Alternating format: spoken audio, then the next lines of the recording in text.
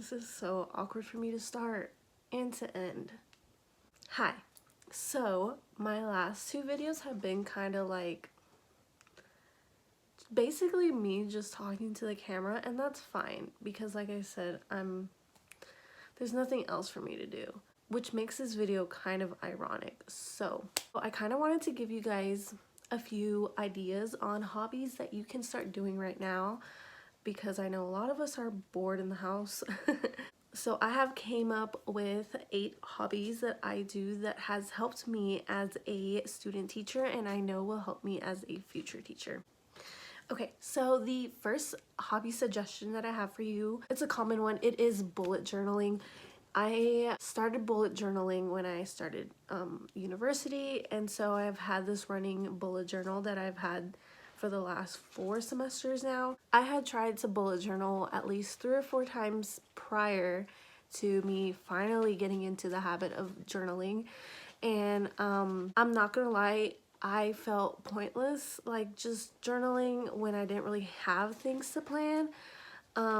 Before I went to university, I really only worked a part-time job, so that was about 30 to 35 hours, and I took some classes at my community college, so it wasn't that, my schedule wasn't that busy or that hectic for me to take the time out to like plan for it. So once I got into like university, that's when I was able to really spend time journaling because I had things that I needed to plan, whether it be assignments or class times or meeting with groups, anything. I would make the time to sit down typically every Sunday before the week started, and I would plan for my week and make sure everything was in order before that started. So that's one hobby that I would really suggest you getting into. I think it was really relaxing for me, and it also got me into the habit of making time in my week to plan for the week coming up, I guess. So hobby number 2 is actually doodling and or drawing. I have observed so many teachers and even my mom who know they can't necessarily like draw that great, and so they're just like always talking about how their students are always roasting them about their cute little funny looking drawings, and that's fine. I would suggest taking 5 minutes out of your day to just doodle something. And I know like when you start like doodling, drawing, you might feel like you don't have anything to draw. Well, here's the great part. Typically every month someone on Instagram, I don't follow these accounts but I know they're out there, posts like a monthly drawing challenge or a monthly doodling challenge, and it'll be something really simple. Like you're not expected to draw a Bob Ross painting every day. So like I know for April there was things like draw a bunny, draw a carrot, draw an Easter egg, just things like that. Something simple to get you in the habit of like, drawing and doodling. So when you're up in front of your classroom and you're doing like anchor charts, the kids don't roast you when you're drawing. Okay, so the third hobby I have for you is lettering. And this one and the last one kind of all go into journaling. It's something that you'll eventually do or get to when you start journaling. So they kind of all tie in together. When I think of lettering, I think of the really cute like cursive, and that's fine if you want to learn how to do rocket, and that's fine if you want to learn how to do that type of cursive, but I think a lot of like lower grade levels, they don't really know how to read cursive just yet. So I think it's really good to even just practice just the normal handwriting, I don't know what that's called, normal lettering, and just come up with your own like fonts, I guess, that you can use. I have like really tall and skinny like lettering that I like to do. I also like doing like really rounded lettering. I like doing all capitals sometimes. I really like to just write in really cute fonts. I don't If you do want to get into the cursive lettering, there are a ton of videos on YouTube that shows you how to start like lettering for beginners basically, and it's really simple once you get the idea that every stroke down it's a thick line and then every stroke up is just a normal line, and then Also, I'm sure you're gonna hear this if you start getting into it, but I think that Crayola markers, like the regular markers, are the best for lettering, and they're cheap because the normal like pens and markers that people buy for their bullet journals are like pretty expensive. And I mean, we're teachers, so the reason why you would want to start learning how to letter and have really legible, neat handwriting is to have like basically, again, really cute bulletin boards and like really cute anchor charts basically. And you're gonna make all your teacher friends jealous, so that's a plus, right? Hobby number 4, I don't know if it's like a hobby, something you do is a hobby, right? So hobby number 4 that I think you should do, and most people probably already do this, but pinning on Pinterest is one of my favorite things to do when I just want to pass some time. Pinterest, obviously, you can create tons of boards, and then within those boards you can make folders. Because I have my Miss D in the Classroom account, I have Miss D in the Classroom Instagram, Miss D in the Classroom YouTube, Miss D in the Classroom Pinterest. And Miss D in the Classroom's Pinterest is basically all things teacher. My personal one basically has like home, food, typical things that normal people would get on their Pinterest, like save on their Pinterest. But my Miss D in the Classroom profile, it's strictly teaching. So you're gonna see tons of classrooms that are just really cute, like really, really cute. It's all, you know, on theme, everything is cute, every little detail is just cute. I don't know how else to describe it except for really cute. And you're also going to see these classrooms on Instagram. Just know that those are really high expectations. Your first classroom might not look like the photos you see online, and that's completely okay. I believe that the point of a classroom is to make students feel like they are in an inviting and welcoming and a safe space. So make it be colorful. It doesn't have to match, but also make sure that it's productive for the students. So just know you don't have to spend too much time, especially as a first year teacher, you don't have to spend too much time thinking, is my classroom going to be perfect? As long as you have, I think, really great inspiration photos and basically like a mood board for what you're aiming for, eventually your classroom will look like that. It'll just take a couple years. Another thing with pinning on Pinterest, once you start getting into the groove and like Pinterest knows that you're looking at teaching things, you're gonna start realizing that you actually have preferences for things. Like I had no idea that I was so into classroom management until I started pinning tons of pins that had to do with classroom management. So that's great. You get to learn more about yourself. Hobby number 5 that I have for you to hopefully start soon is actually my favorite one, and it is sewing. I know it's like a lot of people think like sewing is really difficult. My husband's like, I don't even know how you make these things. There are hundreds of videos on YouTube teaching you how to work either a sewing machine or how to do the basic hand sewing and the basic hand sewing techniques. I, for one, am a self-taught sewer. I didn't know how to sew. I just had a sewing machine that I practically stole from my mom. And I learned how to sew through YouTube videos. It is a little bit scary when you first start, but I mean, normally your first projects are typically like a pillowcase or something really simple. I got up to the point, and I'm not even that good, but I got to the point that I actually sewed my own wedding dress, and it's not half bad. Honestly, I think sewing is a really great skill to have overall, aside from teaching.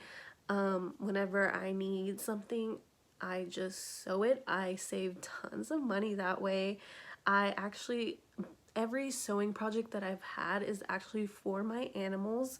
I sew their cage liners and I sew their cage liner. Sewing for me is fun. It's a little tedious because I don't have a house of my own, so I don't have a creative space of my own. It's basically just my bedroom that I share with my husband, so I have to clean up after every sewing project, and that's kind of annoying. So I don't sew as often as I would like, but tying this into teaching, it'll help you stay on budget. Basically, you can sew things like book bags, you can sew flexible seating.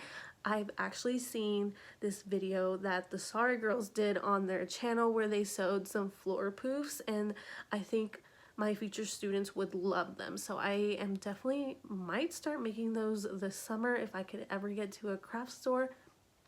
Another tip is you don't always have to get fabric from the fabric store. You don't have to go to Hobby Lobby or Joann's because, I mean, they're kind of expensive. And again, we're teachers. So I would highly, highly, highly recommend looking at thrift stores first for big fabric. And obviously they're not just gonna have like fabric by the yard, but you can look at curtains, you can look at bed sheets, you can look at like oversized clothing. Look for fabrics that you might even have at home, linens that you don't use anymore. Those can all be reused into flexible seating or book bags that you can make for your students. Hobby number 6 is kind of a broad one, but I think it's still a hobby, and it is DIY, like doing it yourself. I do this often. I, again, don't have a ton of money to just spend on things, so a lot of the times I just make them. You can start off small. The last thing I did was this thing, the paper lanyard, not lanyard, the little paper balls back here. That's the last thing I've done. I'm trying to look around the room and see what else I've done. Oh yeah, these shelves, the cubes, I think they're expensive. I don't know, because I made these out of like, what are they, 1x4s? I don't know, just like little things that you can maybe try to like think about how to DIY it. There's tons of like pictorials on Pinterest on like DIYing, again, flexible seating. The really common one is the crate bench thing. I'm sure students would love that. And then you could also basically DIY like anything, like organizers to suit your needs or like furniture to suit your needs. So it's very customizable. It's up to you what you want to do and how you want to do it. Again, there's tons of videos on YouTube. There's tons of blog posts on Pinterest that you can try to find and follow. So, I mean, why not? Okay, so winding down, hobby number 7 is reading. If you're like me, you're not much of a reader, but it is important to be a role model for our students. So that includes reading. If they see us reading, you know, having a book on our desk, or like they walk in on us during our lunch hour for whatever reason, our lunch break, and they see us reading, like that's gonna I have to sneeze. That's just gonna motivate them to want to read more, because they, believe it or not, students actually really admire their teachers. They really look up to their teachers. Oh, I have to sneeze. What I have found to work for me is, first off, to start off with like middle school grade chapter books. They're really easy to read. They have really cute storylines. My favorite are The One and Only Ivan. Wonder's a really good book. My favorite is obviously Stargirl.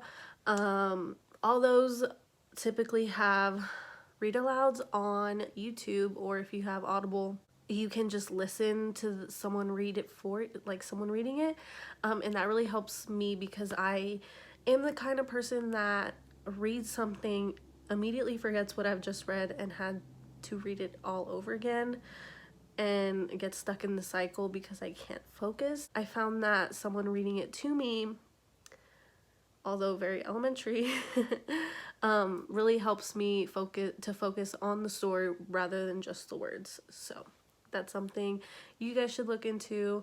Your public library probably has an online library where you can actually check out books virtually, and you can just do that on your phone or on the computer. You should look into that. Yeah, read. It's good for you.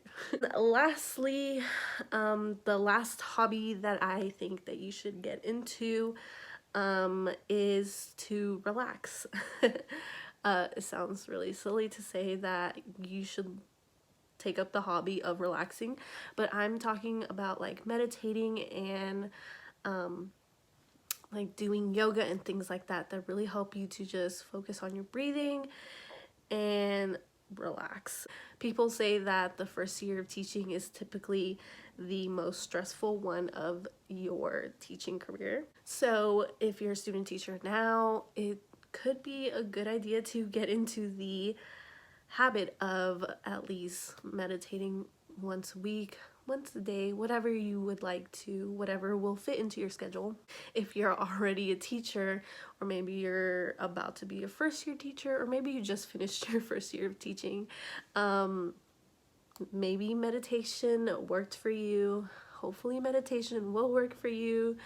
There are tons of videos on YouTube.